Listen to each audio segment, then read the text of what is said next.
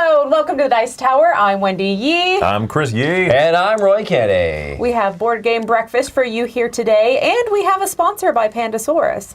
The game is Unrest, so this is an asymmetrical two-player game where one side is the Empire, one side is a rebellion trying to rise up as the Empire tries to squash them. So go ahead and go to contest@dicetower.com if you want to enter the contest, and the subject is Unrest. And the question is, how many power tokens does the Empire have? How many power tokens does the Empire have, Wendy? I'm not going to tell you. I'm not Tom Vassell. Don't give away secrets. I almost got her. That's why we fired him from the show, always. This is coming That's how it to happens. retail this week on October 25th. So if you're interested and you enter the contest, you could also pick one up for a friend. There you go.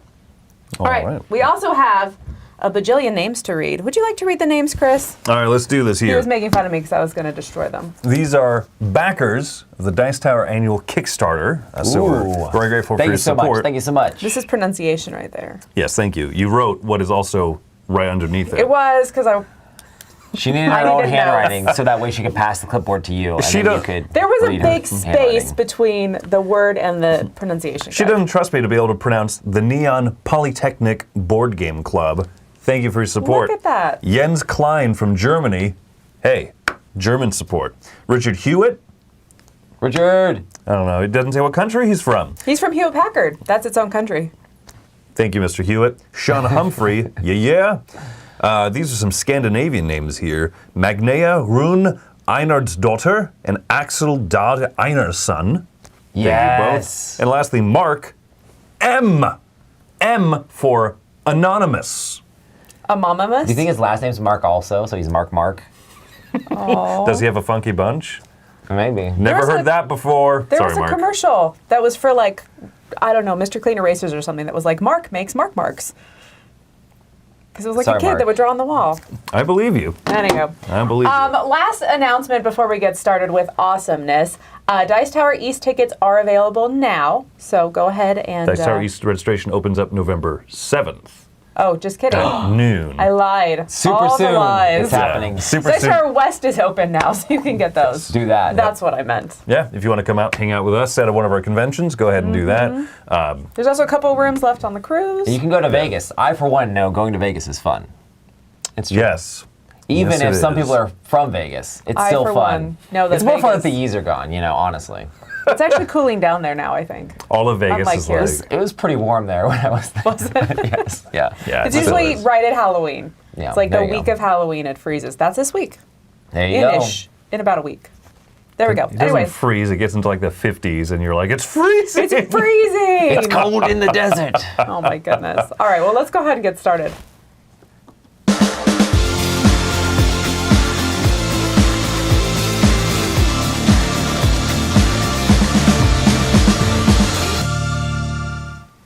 And we will hit it up here with some eye catchers. So basically what eye catchers is we look at things that we found around the internet and kind of talk about them a little bit.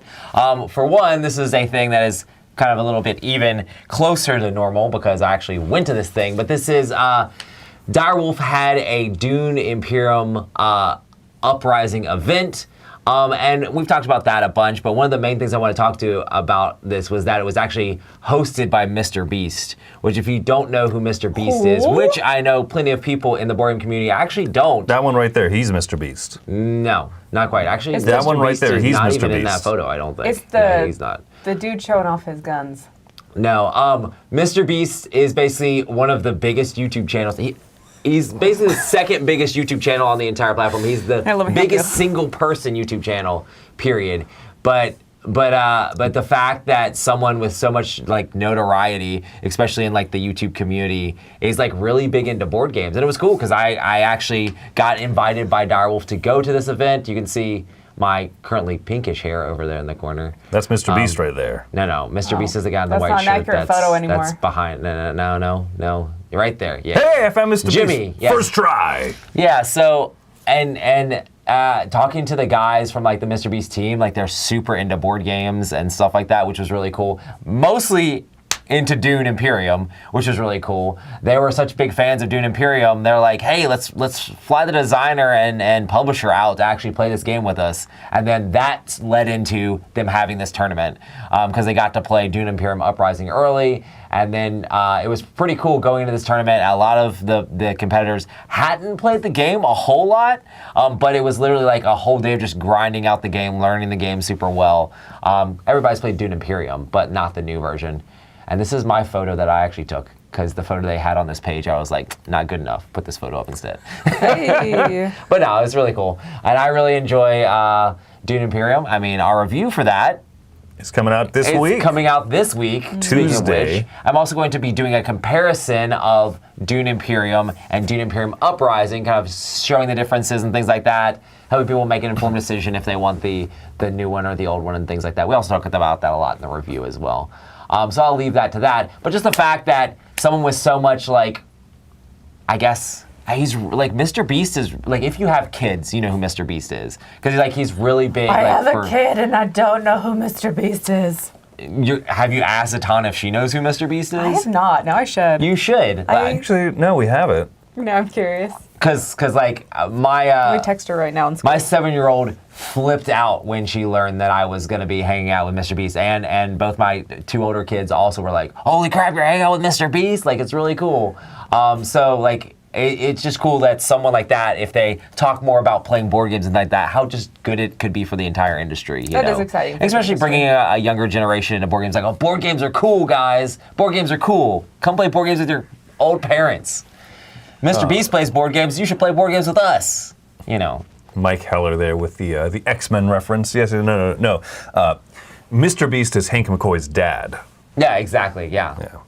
No, That's true. It's funny, man, that you mentioned the way you said it. Maybe it wasn't 100% correct. You said, like, yeah, he hosted this tournament so he could play the game early. It's like, yeah, some people have a Kickstarter addiction. Some people have a hosting tournaments to get early releases of games addiction. I don't even think it was even to get the game early. It's just the fact that he wanted to play the game at a high level against people that are really good at the game. They brought in a ton of people from the tabletop simulator community, and they flew in the Gen Con winner of Dune Imperium and the French, I guess, Lucky Duck tournament winner or something like that to play the game. And the competition there was ridiculously fierce. Like, I haven't played the same game this many times over and over and over again. And like, every time we had like a lunch break or anytime we weren't playing the game, everybody was just talking about the game, like this card, that card, this space, okay, this strategy, that strategy. It was kind of interesting seeing each other, like everybody trying to help each other a little bit. But then when you're at the table, there's a lot of like table talk going on. Be like, I don't know if you're really trying to help me there, you know. So it's kind of like an interesting. Go to that space. It's overpowered. I swear. Yeah, go to that space because I really want to go here. Or hey, we need to block Paul Modib. He's gonna get another sandworm out there. We need to stop it. Yeah. There's a lot of fun stuff like that happened in the game, which is really cool to see like this happen. And I can't believe that Paul Modib made it in this group and got to play. That's cool. Paul Denton was there. He's the designer of the game. And I'm not quite sure that Paul is named after Paul from Dune, but I'm just going to assume that that's actually how it is. At this point, fair. It's breaking news, and we've covered it first. There you go. Yeah.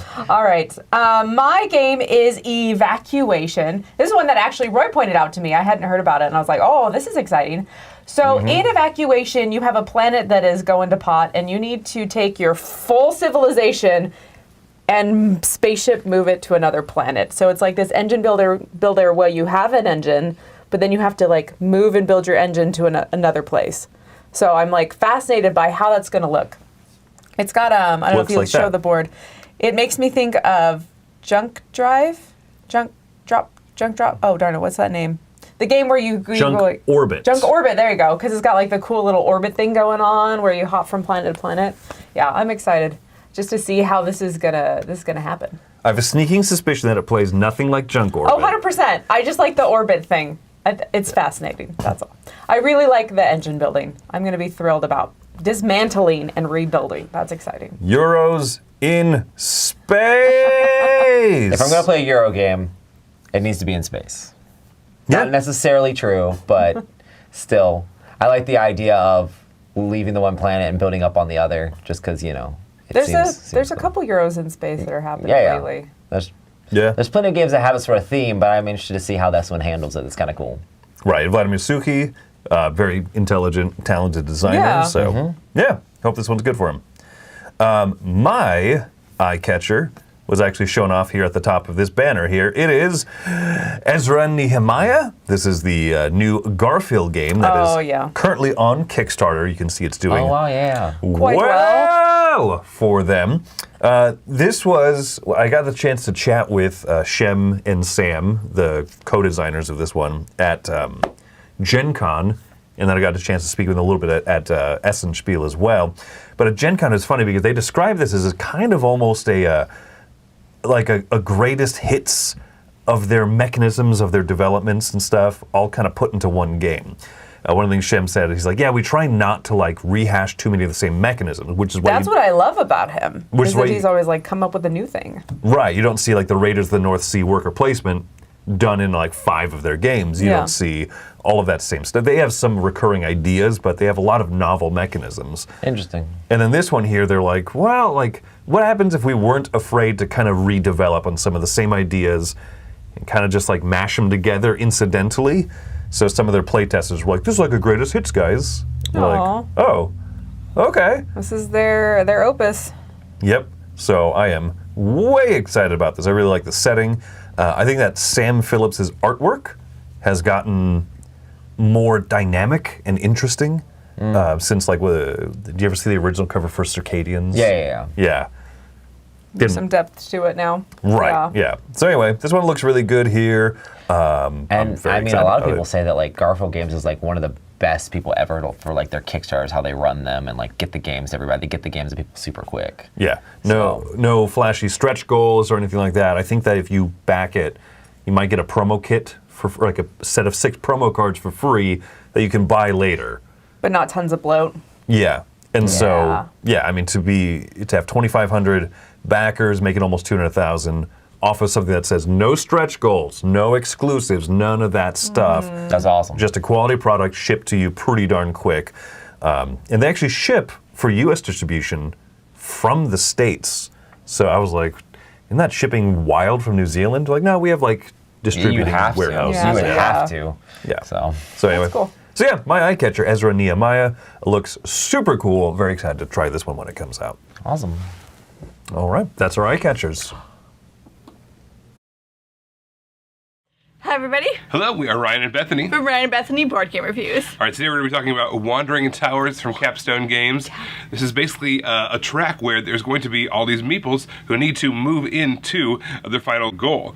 But first of all, that goal itself is going to be moving. Second of all, the meeples are going to be moving. And third of all, the towers themselves that everybody's on top of are going to be moving. You could even trap meeples inside of these towers as things are moving around. So there's a little bit of a memory component as well as you're trying to remember where all of your people are and where everybody else's is as well.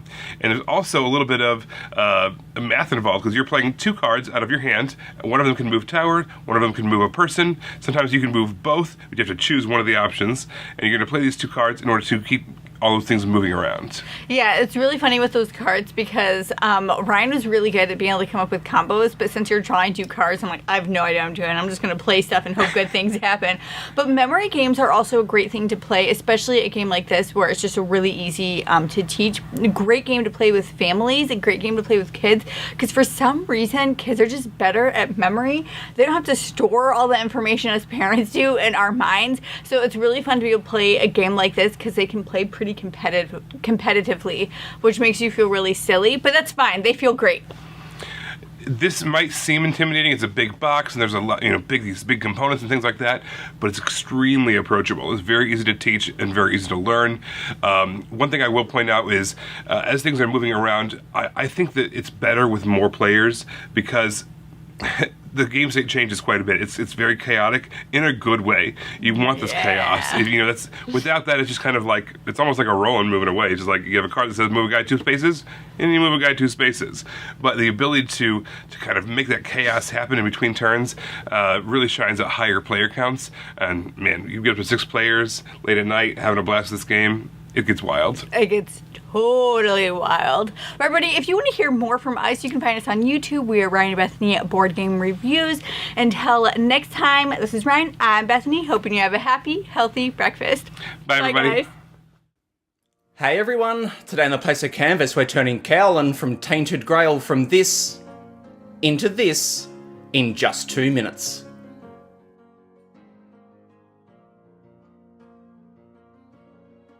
Hey everyone, Matt here from the Plastic Canvas, and welcome to today's episode of 2 Minute Mini, and today we're painting Cowlin from Tainted Grail. So the main thing that I want to talk about in this video is the need to sometimes veer away from a character's artwork and to choose your own colours instead. So here's the part of Cowlin's player board that shows her artwork. Now, like the rest of Tainted Grail, I absolutely love this art and the stylised way that it's presented. I think it gives you a really good sense of who she is as a character. The problem though is that overall there's a lot of very similar colours that are all quite dark. Now this is fine for 2D artwork because the details are so crisp and defined and the image is quite a bit larger than the mini. But when you shrink it down to the size of a mini and then put that mini in the middle of the table, all of those very similar colours are going to blur together and the detail will be lost. So when I'm painting a mini that has artwork like this, I'm always looking for where I can introduce some contrasting colours that will help to add a bit of variety. So as you can see, the first thing that I did was to go with a very clear purple and blue for the different layers of her clothing to make those layers stand out more. In her artwork, they're very similar purples, but not 100% the same. And then the other main thing that I did was to paint the hand grip on her bow red. In her artwork, the bow is all one colour and it's very similar to her clothing. So by picking out the hand grip in a contrasting colour, it adds another visual element and something for your eyes to be drawn to, but also busts up all of that colour that's very similar.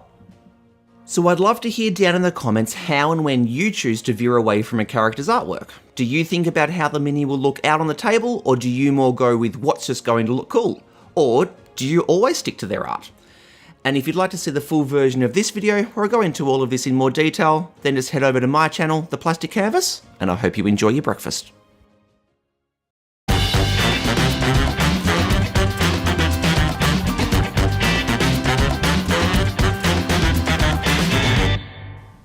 Hey, Plastic Canvas, cut it out. You're too good. You're making Wendy feel bad. I 100%. think that was sped up. He did that in 2 minutes, but it looked like it was going faster than like normal speed. No, he's just quick. He's good. He's good. Quick.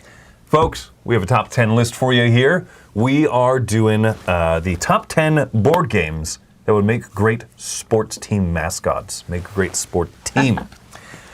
This is a topic that I'm very happy to see what y'all came up with. So, I'm going to kick it off here with my number 10. And I think that a fantastic mascot would be the Cleveland Carnegies. Just look how happy that guy is right over there. I love it. Look at that guy's giant head. Pump up the jam. Pump up the jam. I love how he's in black and white. Yeah. Like literally the mascot will just have a black and white head. Well, Andrew Carnegie, people don't realize this. Those are actually color photos of him. He was just black and It was white. just black and white. Yeah. There you go. All right, Wendy. Roy. Roy. I'm next. Oh, well, mine is the Memphis Mythic Mischiefs. Ooh, just because it's lots of M's, and because I think it's funny because Ivy Studios is from Tennessee, but not from Memphis.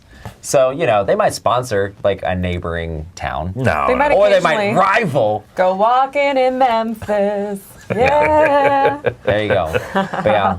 And it makes kind of sense because it's school team almost, like, you know, high school. So Yeah. Yeah, that's there fair. you go. Memphis Mythic Mischief. You it's a chose tongue the hardest twister one. as well. All right. 15 times fast. Wendy? All right, mine is, well, I can't even read it from there. Okay, mine is the Phoenix Furnace, an engine building team. I think our team gets better the longer they play the game.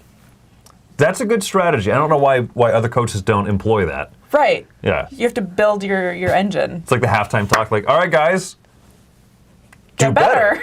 Just Yeah. do better.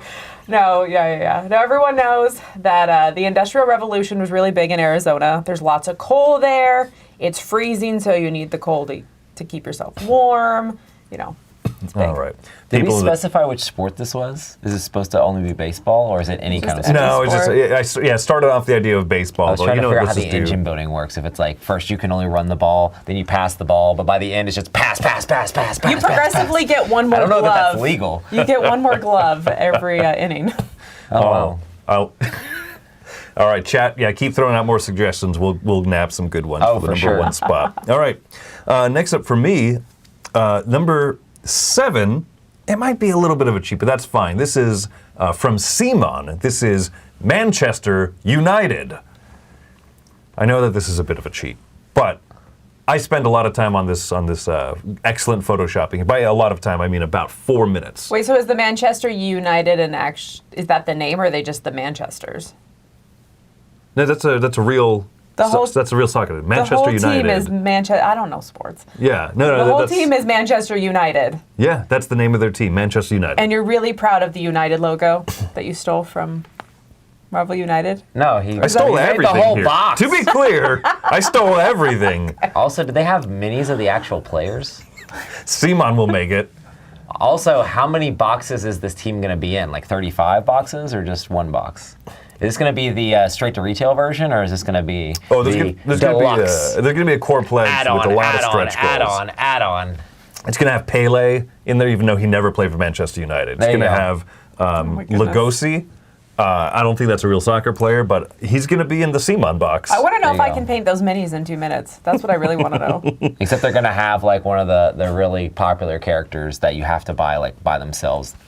It's even more Absolutely. expensive. Doctor yeah. Strange. All right, Roy, number 6. My number 6 is the Detroit dominant species. Just because I don't know, as a sports team, you want to dominate, and you can have all the different species, and it just made sense. What's to me. your mascot? Do you just have a It's an different... ostrich. do you have a Obviously, the most fierce of animals is an ostrich.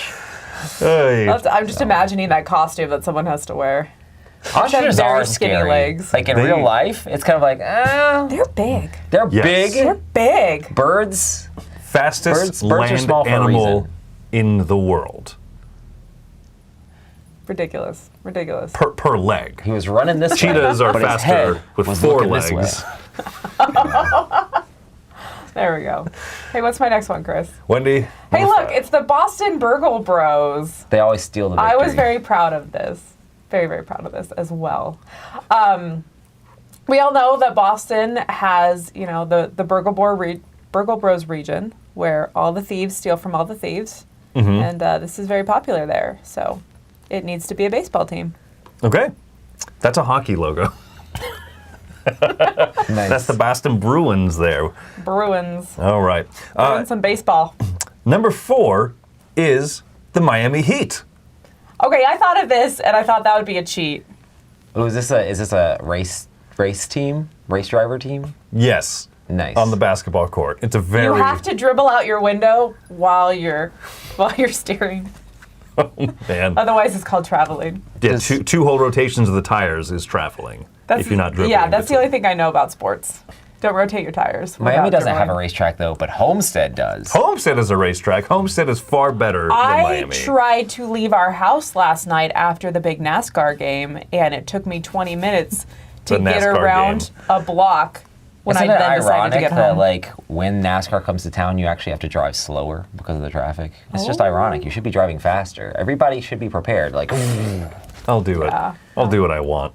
All right, all right, Roy. my number 3 is the Minnesota Vikings seesaws. Because, Minnesota Vikings are already a thing. Nice. But ask me about my Viking seesaw.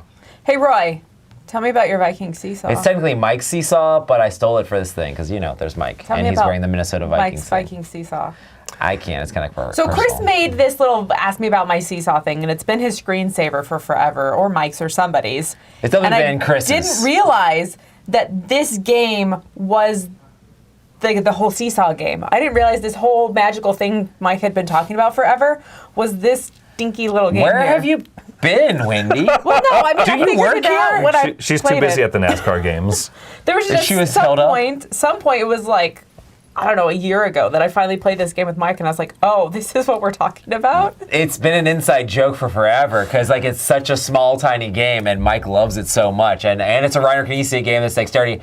I was talking about on my podcast forever ago. I was like, what Reiner Knizia's games do I even like? What do I even like? And I boiled it down to, I actually really like Viking Seesaw. I really enjoy that game.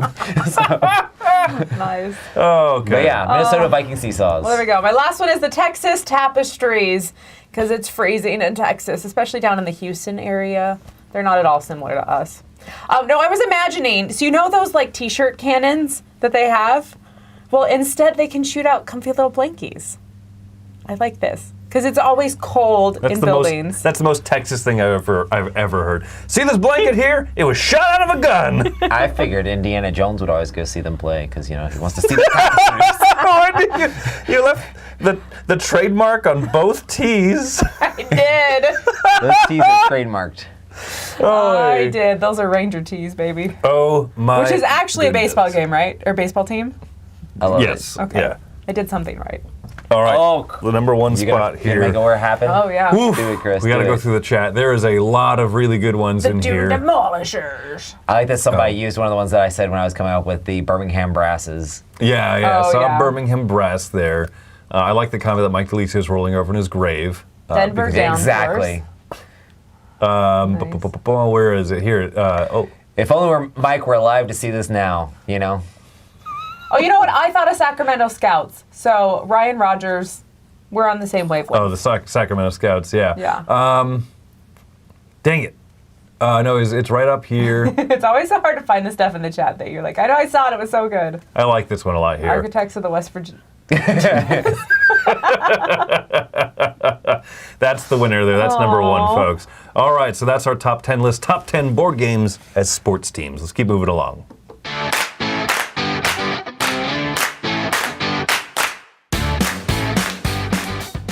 Hey, I'm Jordan. Let's talk about a game to play on a weeknight. So there are some times that, I want to play a game and nobody else wants to play a game with me.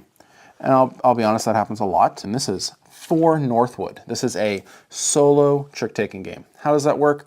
Great question.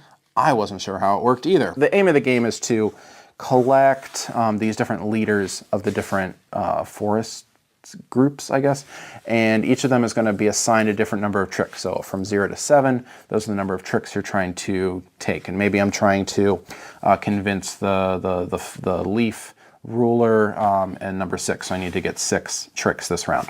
And so I have some allies that have special powers that I can use periodically that might benefit me in different ways to adjust my hands or adjust the positioning of the rulers. And I'm going to flip over a card from the top of the deck, and then I'm going to play a card from my hand, hopefully beating them, or hopefully not beating them, depending on how many tricks I want. There is somebody, I don't want to win any tricks, so I'm trying to lose all of those cards. But this one works super well. I've had mixed results. You know, I won super handedly my first couple games. And then after that, as I was doing like the full game, like really varying up the different rulers and the different allies, it definitely got more tricky, you know, trying to navigate how to use these different cards in your to your benefit. So for Northwood is an absolutely fantastic solo game. It's a fantastic trick-taking game. For as simple as it is, you know, flip a card and then try to beat it, the whole kind of the framework around it really elevates this one into something that becomes more of a game and less of, you know, a game of war by yourself. So for Northwood, definitely check this one out if you like trick-taking games or solo card games. I'm Jordan. Thanks.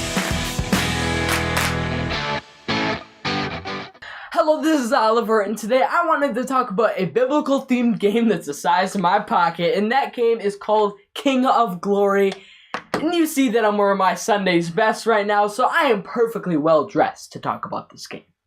So what I like about the game is, number one, it is a biblical themed game, and when I see those little Bible stories on those cards that I'm looking through, it really hits home for me. And another thing I like is how easy the game is. You can teach it to about anybody, and it's point salad simple. You heard me right. Another thing I like is just kind of how the game goes. Like, when you draw those cards, you can either draw them from the draw pile or the discard pile, which I think is really cool, and not many games do. Another thing I like is when you have those cards in your hand, you don't necessarily have to play them. You can play both of them, discard both of them, or only play one of them and discard another. I really think that's cool, and when you pick up those cards and you see that connection, I think that's really cool. And what connections are little symbols on the cards, and if you find another symbol on a card, that is a connection, and you can place cards in between cards. What that means is the row has to go chronologically, and you can't just place cards like that normally. Another thing I like at the end of the game that you can tell the winning player's Bible story. So what that means is you can go from the beginning to the end of their row and try to make as many connections as you can throughout the story, and I think that's a really cool aspect and how they added that. A few things that I don't like are, it feels a little too short and I wish it was longer, and it seems a little lucky sometimes, and sometimes that's not my favorite, but overall it is a really good game, even if you're not religious. Have a great breakfast. Bye. What we do here is go back.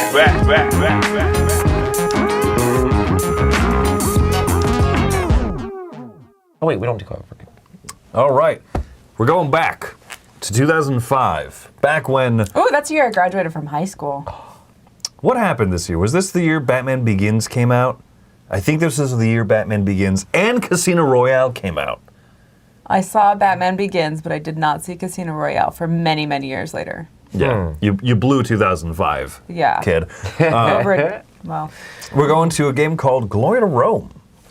This is what I've often described as the multi-useiest of the multi-use card games out Very there. multi-use. Very multi-usey. was this one of the OG multi-use Tucky games? I feel like maybe Innovation was before this, right? That's an interesting Oh, question. now we're curious. But Innovation's Yes. very take that. This, I guess, has a teeny bit of interaction in that way, but not Not nearly much. as It's bad mostly as just like Innovation. taking resources from other people. No, Innovation was 2010, actually, so 5 years after Oh. this. Oh wow! This might be the OG Tucky game. Yeah, I didn't play Glory to Rome until much later. assuming that's why I thought that. You blew 2005, kid. I definitely blew 2005. Definitely did not play it in 2005. All right, so this game is, well, there's several different editions of this game. The main picture that people see here is the black box edition, which looks stark and So cool. Cool and everything. Minimalist That's might the be a good way version to I put played it. of the game. Which version Yeah. have you played? Have you The played white one multiple or the different black one? versions, or?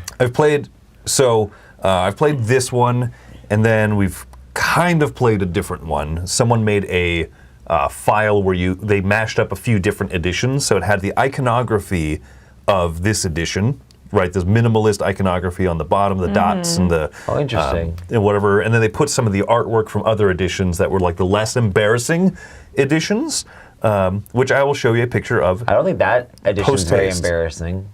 That This one one is here. slightly Oh, my. more embarrassing. Oh my. Yes, the Cambridge Games It's printing so of it. colorful. Woo! Holy cow, colorful. It's yeah. Woo! Look at that. Yeah. That looks like that was made in the early 2000s. Yes. Also, more than Microsoft Paint existed. So if you're not sure how Glory to Rome plays, here's a very helpful, simple flow chart to explain to you the flow of the game. But easier to kind of explain is this side of the player aid, wherein basically you have a hand of cards and they are of these different suits: laborer, legionary, patron, craftsman, architect, merchant. There's a pool of cards in the middle that when one player leads a card, other players can follow in that action. You can take cards from the middle pool, tuck them on different sides of your board to either increase the strength of these actions you're playing, even when you're following, or they can become resources to build with a craftsman or architect. One of them builds with cards from your hand, the other builds from cards that you have taken as resources, and you're building these buildings with just bananas, redonkulous powers. So that's kind of that's about the flow of the game that I want to talk about for the most part. But I just kind of wanted to, what do y'all think of this game On a now? quick note, Nick sent a super chat. Thanks for that, Nick. He wants Nick. you to memorize the hockey lineup for the Vegas Knights, Chris. Oh, that shan't be happening. I have board games to memorize.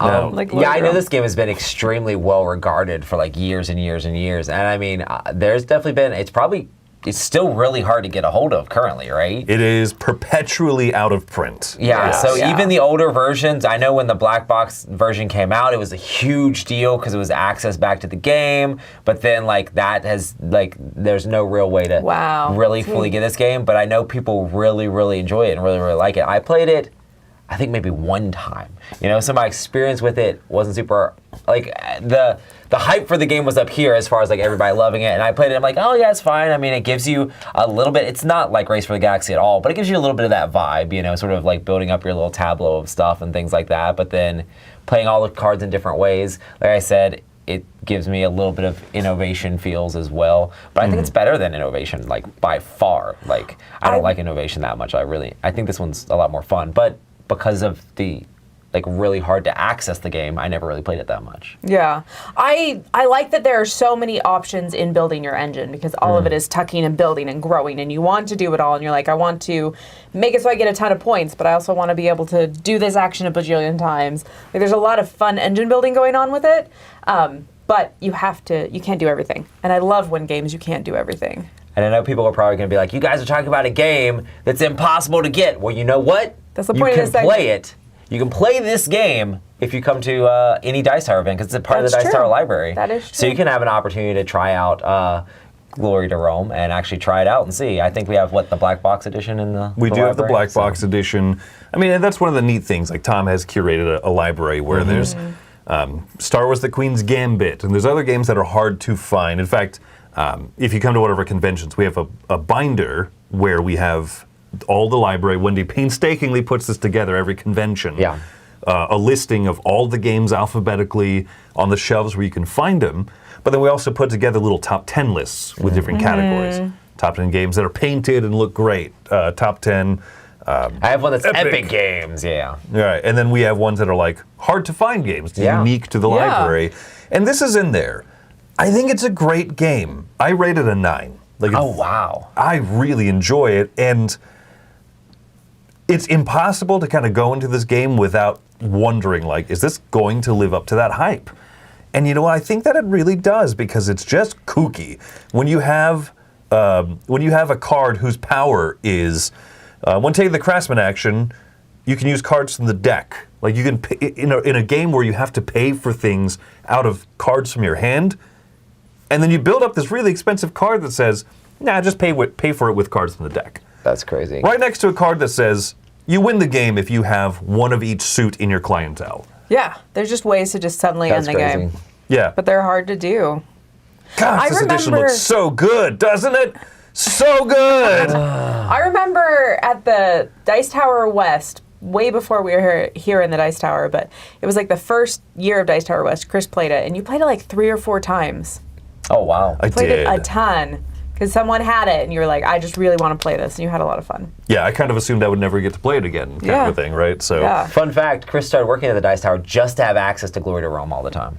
guilty. No. But yeah, no, it's up there for me. It's in my top 100. It would be I hard thoroughly for me to enjoyed this actually game. give a number to it, seeing that I've only played it one time, and it's been quite a long time. But I remember enjoying it. But I do remember, I don't. It's so hard for me to even remember how well the game went. I think I was playing with experienced players, so I was just kind of like, just trying to hold on, because it's one of those games that I feel like you really do need to play multiple times to understand, like, these are instant win cards, these are different cards that allow you to build stuff up and be able to work towards certain things. Yeah. But yeah, I think it could be definitely super fun with a lot of repeat Someone in the plays. chat mentioned the reimplementation Mutainai. I haven't played Ukrona or Utrona, but I remember Mutainai was it. He had really decreased the amount of cards and things that you can do in the game, so it was a slightly smaller game. And I remember feeling like it lost a little bit of its soul. Like, I really enjoyed how big it was and how many options are in Glory to Rome, and so Mutainai was a little bit of a disappointment for me. Mutainai's good. It's also a little meaner for my taste. It was a little bit harsher. Yeah. Very similar game, though, that you can play. And there's a few other multi-use card games. I think Food Truck something people describe as kind of Food Truck Off or something like that, where it is a multi-use card game that is probably one of the best spiritual successor type games to Glory to Rome that's like more available. Well, I think of even Expeditions does this tucking mechanism in it with the cards. Yeah, quite differently, but you're right. Yeah, but it still does that, build it up, build an engine. But yeah. Mutainai, I wish it were better. I enjoyed it, okay. I haven't tried Uchronia, though. So, anyway, well, there you go. That is our old school game there, Glory to Rome. I think it's excellent. Happy breakfast, everyone. Recently, I got a chance to finally play Butoku. It's got an exceedingly colourful box, and the components, once you've dived into the game, are about as vibrant as well. With 3 of us playing, there was plenty of opportunity to sort of stumble over each other as we were trying to do certain things, but still space on the board for us to specialise a little bit in our own way. For instance, I moved the most along the tracks at the top, scoring points by sort of moving along those tracks as well as the Butoku track, while another person round the table built a load of buildings. They scored for him at the end of the game, but also every time we activated them during the game, he got a little bonus because we had used them. And there was some bonus scoring tiles which allowed him to score for certain building colours. So again, there was that route to the victory really meant a lot to him. Whereas for me, I didn't have any way to score bonus points on buildings. Mine were to do with different elements of the game. Butoku has a very cool balance between card play, which you need to do to unlock your dice, which are then your workers. You'll want the pips to be higher because those are normally better actions when you place them into areas, but you don't always want to use a 6. While it's fantastic for the action, when you move it across the river, which is part of the game, to do a secondary action, it drops to a 3, whereas a 5 would just go down 1 step rather than 3 steps. Butoku might be the sort of game which confuses people because you look at it, it's bright, it's colourful, but it's got a lot to think about when it hits the table. Many routes to victory, so if that's the sort of thing you're looking for, well, maybe you should check it out. But let us know in the comment section below if you have, and what did you think about it. And until next time, enjoy the rest of your breakfast.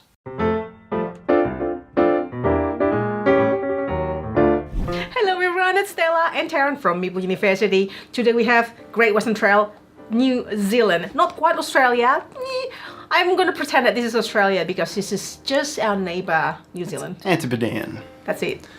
This is the third in the newer version of the series. I guess the fourth overall if you count the original and its expansion. Correct.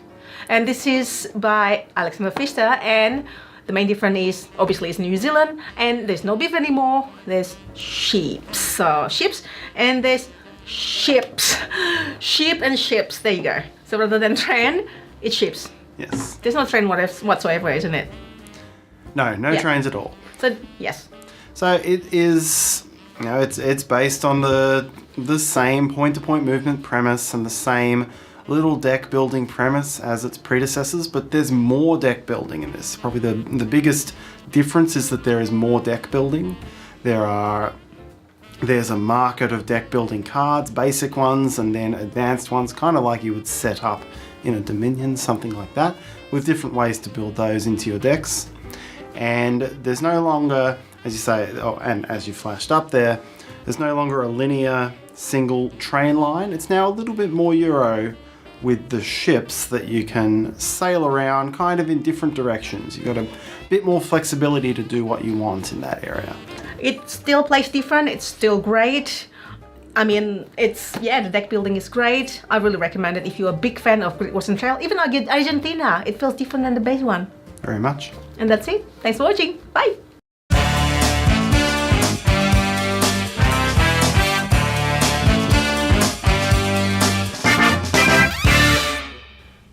I have to say, I'm slightly terrified now that Tarrant described Great Western Trail New Zealand as more Euro than Great Western Trail. Ariel, this is the Dice Tower Archive. We're looking back at Tom's review of, people have been clamoring for this, Electronic Guess Who. No. Who are those people that were clamoring, Chris? Me. Oh, okay. Yes. I never would have guessed. So this is a little nugget that I found, a little gem here. Electronic Guess Who Extra. And it's quite extra. So this review is about this physical device here that you actually unfold in half and it like becomes the Guess Who board. It's a self-contained thing. Yeah. Everything's in there that you need to play Guess Who. Yeah, you could travel with it easier, I guess. And I thought, this is bizarre. Like, who cares, right? It folds over. Oh, interesting. If unfolds like that, and then you select your character with the little things shown there, the little slider, and then you have all the pop-ups, right? I have to say, when he was showing this off, I was worried that because the doors fall down, that they wouldn't stick up. That like you put something up, you'd like be like, oh, it's not this person, and then it would fall open again. Gotcha. It doesn't look like it has that problem, but I originally feared for Tom. I feared that this was just going to be terrible, right? But you know what? This is interesting. So what it does is you can actually take off the frame and switch out the character cards. So it came with 6 different versions of the of all the character sheets. So you see, he pulled out the character sheet. You can switch them out. They're not customizable. That was really weird. YouTube like fast forward on interchangeable. Thank you. Yeah. And then the other thing that he mentions here is that it comes with some rules variants. I thought that was cool. I thought the rules variants were very interesting. Oh, crazy. So you can play it. These like for kid players, obviously you play original, but for grown-ups or adults or whatever, you want something a little trickier. Then you have a couple different people that you're trying to guess at once. So your clues count for either one of those. So you could have a person could have 2 characters. You have to ask questions like, does one of your characters have this, or do both of your are both of your characters women? Are both of your characters brown-haired? You know, and then you can start reducing, eliminating characters, but not always as easily as you can in original Guess Who. Oh, interesting. Yeah. How does the electronic part work? It's dumb. So you literally, it's just a, hey, it's my turn, hey, it's your turn, and there's a timer. Like you click a button and it lights up whose turn it is. I don't play games with apps. No, I'm just kidding. That's a lie. It's a full-faced lie. I love games. You know what? I played probably 5 years ago. I played a modern version of Guess Who, which did have alternate pages, so that you could be like, just like this. You could be like, hey, guess which food it is, or guess which animal it is. Oh, interesting. But I also discovered that newer Guess Who was super well balanced. You know how the original one, like 2 guys had mustaches and 1 guy had a beard, and you could ask unique questions There's like that were one bald interesting. person. Yeah.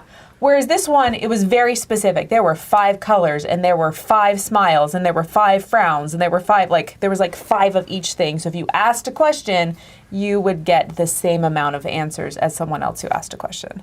And I liked that less. I thought it was less cool. It was too balanced for you? Yeah. It goes to show sometimes you can overbalance a game. Because I think coming up with those creative questions is very interesting. Whereas I get it's like a risk, right? For kids games. It's like, am I gonna go with the risky question that could eliminate a ton of people, or am I gonna do the 50-50 and just narrow it down 50-50, 50-50, 50-50? Yeah, Right. yeah. Whereas I get for a kids game, if you're trying to teach that deduction logic, it works for that. Yeah. But no, I like the sound of some of the variations in here. So Mike Heller put a link in the live chat to the video. You can go watch it yourself. So that's our archive video. Electronic Guess Who. Extra. Let's keep moving. This is a segment where we take a look at a board game based on an IP, and I tell you if the IP and the mechanisms to match. Today we're looking at Marvel Remix. You're going to shuffle up your 2 decks, your Remix and your villains. You're going to take 1, 2, 3, 4, 5, 6 Remix cards and 1 villain. In order to score, you got to have a villain card in your hand at the end of the game, and a hero or an ally card. So otherwise, on your turn, it's very easy. You can take a card from the top of the deck, and then I have to discard another card. Or I could take a card from the villain deck, and then have to discard any other card. Yes, I can have 2 villains, but I have to discard a card.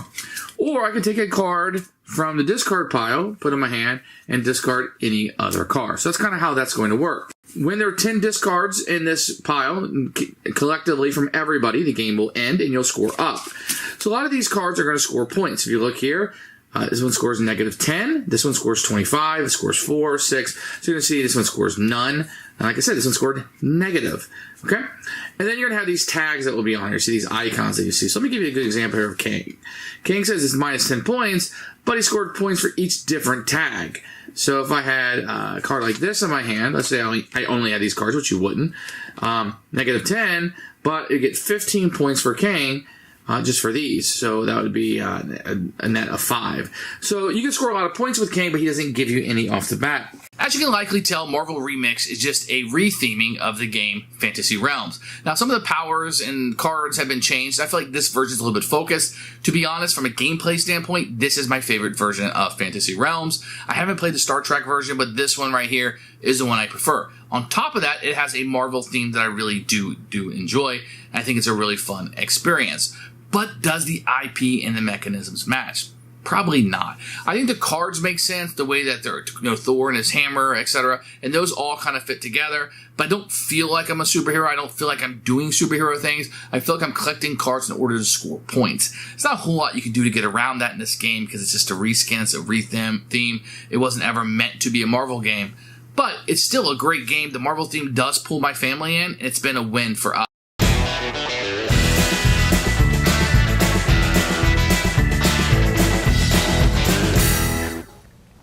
It's mail time. It's mail time. It's mail time. Get it while it's hot. It never fails. It always here, makes mail's me here. want a snail. No, swag my tail. Come on, Blues kick Blues. Come on. Anyway. I prefer Bluey over Blue's Clues. I said it, okay? Bluey's the better show. Anyway, before I get too...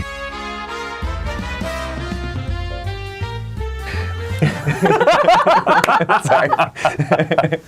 Let's, so anyway. We have a mailman. We have a mail delivery, so let's go ahead and check it out.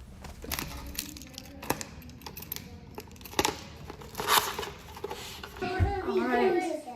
Let's look at the mail. You want to help me with the mail? Yes. What do we do with mail, huh? We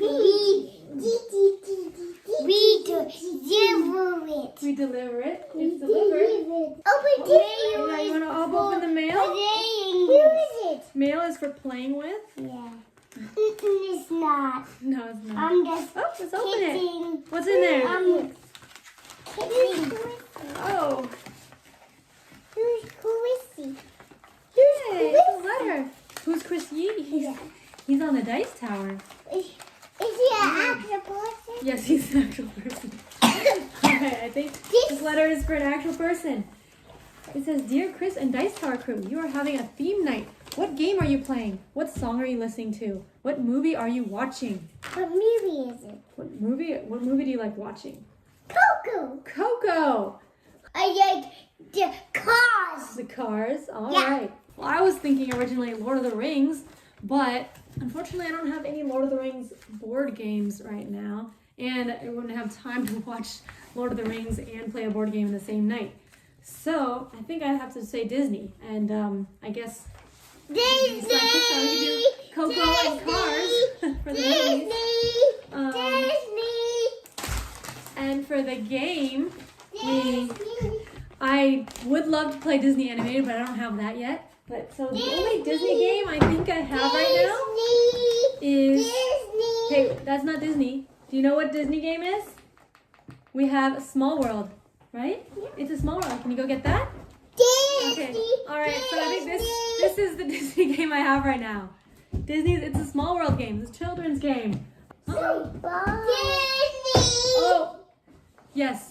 You're right. This is also Disney, but we haven't played this game by the rules yet. So this one, I think, is what we're gonna go by.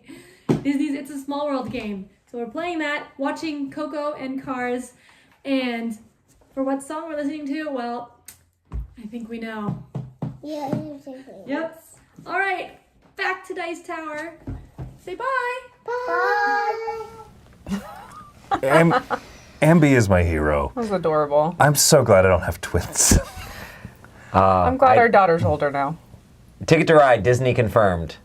Right, the Asmodee acquisition. They do own everything. Oh, that cracked me up. Disney! And we did learn that Chris is a real person. I still don't believe that. Well, I think you're a hologram. 12 years of marriage. My hand goes right through you, see? It's irrefutable. Magic. Can't explain Magic. that. All right, mailbag. So I was pondering on this. I didn't realize the question included like music and movies and stuff, so I have to kind of like do this on the fly. But I was inspired by my Phoenix furnaces to have an industrial revolution night. Ooh. We're gonna put on our corsets. We're gonna smudge coal all over our clothing and our faces, and then we are gonna play furnace. We're gonna play rise. We're gonna play brass, and it's gonna be epic. I don't know if the people who were wearing the corsets were the same ones digging in the mines. We're also I have a suspicion they were not. No, but everybody was using coal. You still had to like make your fireplace. You still had to use coal, put it in your furnace. You still had to touch it. It would smear on your face. You still had to walk through those nasty, nasty streets that I see in every video, like every movie that takes place in this time. We're also gonna watch all the many episodes of North and South, the miniseries. It's like 8 hours of TV. That's my plan. That's my plan. And eat crumpets, because I learned that crumpets and boiling cabbage and bacon together was a very common industrial revolution. What soundtrack are you going to have? The soundtrack? Pride and Prejudice? I don't know. Is that a soundtrack or an audiobook? It's a soundtrack. But it's also not the same time period at all. We're just going to play the audiobook. Doesn't count. Wow. Mr. Darcy walked Wendy listens to books, like audiobooks, on like 2.5 times speed as well.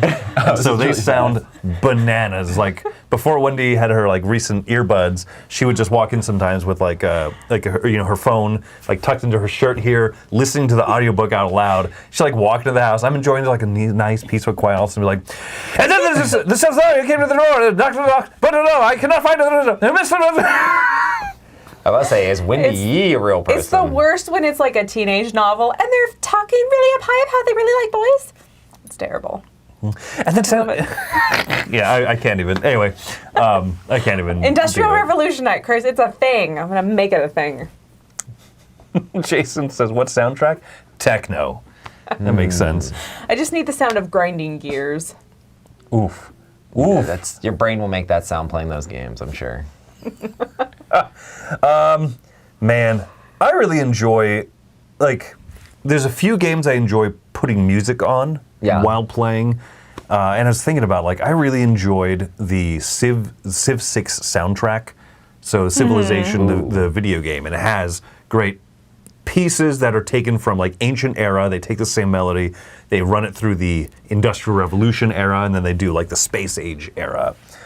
So putting that on, maybe playing Tapestry again. Like I haven't played Tapestry in a while, but that was my favorite game to play with that soundtrack. Yeah, nice. it's got the same feels.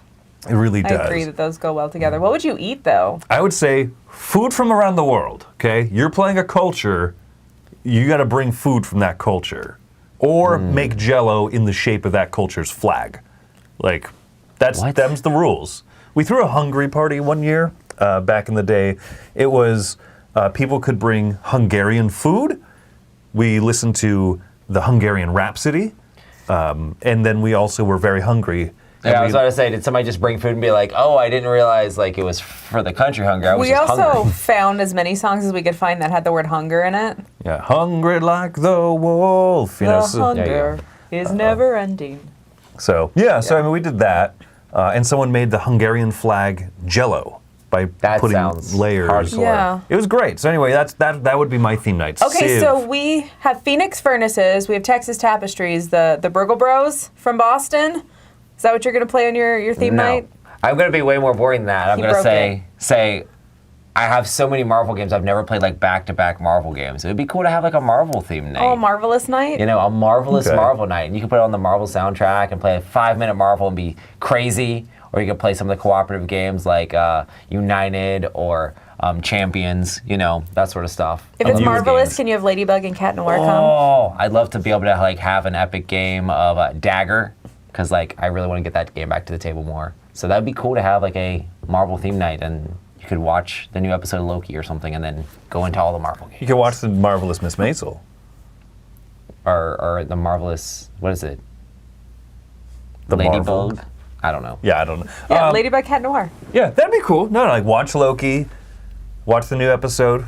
We actually need to catch up on all of them. We need to watch, Yeah. any of them, really. Sounds like a fun day, man. I want to play Dagger again. Yeah. I'm right there with Except you. Dagger's a little long sometimes, but we'll see. We'll see. But if you're having like a whole day. If you're having around a it. day, it'd have See, to I be a want to game play day for Marvel Dagger. Remix again. Hunger Strike by Temple of the Dog. Yeah. I'm hungry. I'm hungry. Yeah. Chris clearly didn't And I have can play, breakfast today. I am Iron Man. Burner, burner, burner, burner. Copyright strike. Okay. Oh, the Guardians of the Galaxy soundtrack. Oh, that's a so really good good. soundtrack. Yes. Ooh, I could play the Guardians of the Galaxy characters for. Do you like Volume 1 or Marvel Volume Champions. 2 more? Volume 1 probably. I like Volume 1 better as well. Ooh, there's some really obscure, great songs in Volume 2, though. Yeah. You know, I've never actually just listened to the Volume 3. I realize I have it, you know what I mean? But I need to Oh, rewatch I haven't the either. third movie. I really enjoyed it. yeah, third one's good. Third one used some more modern music, like Florence Yeah. and the Machine. Diana mentioned zoo. I thought about that. I was like, you could have like a little zoo game and then play Ark Nova. You know, Right. eat some animals. Oh, doing an adventure day? That'd be cool. Oh, Do interesting. unmatched adventures, role play adventures, adventure tactics.